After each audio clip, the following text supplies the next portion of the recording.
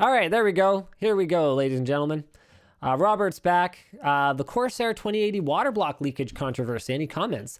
I actually made all the comments that I had back when I did my initial coverage of that block when they launched it at like CES or Computex or something, and when I did my my initial build with their Hydro X.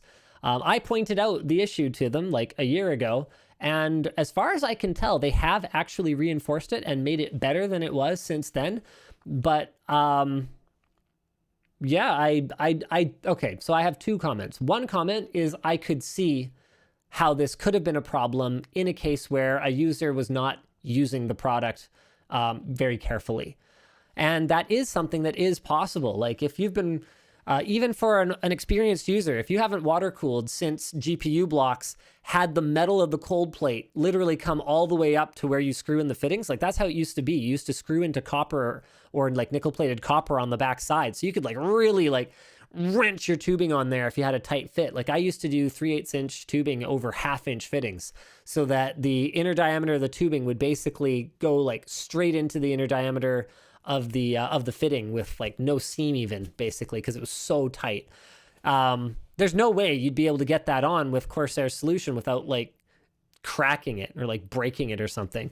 And I'm not saying that Corsair's thing is too weak and it's terrible. I'm just saying that, you know, you can't really like abuse them like that anymore.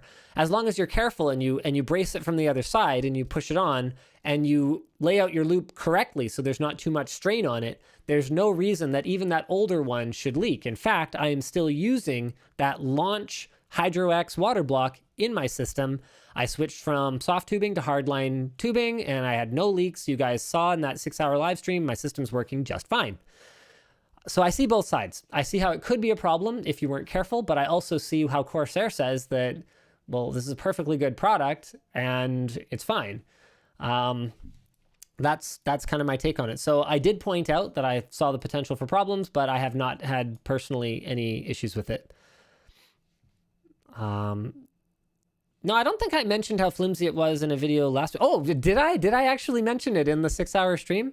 I might have actually mentioned that. Yeah, no, so this is something I've been aware of for a long time. I didn't know that it was blown up until I saw Jay's video show up in my thing, and I was like, sorry, what is this?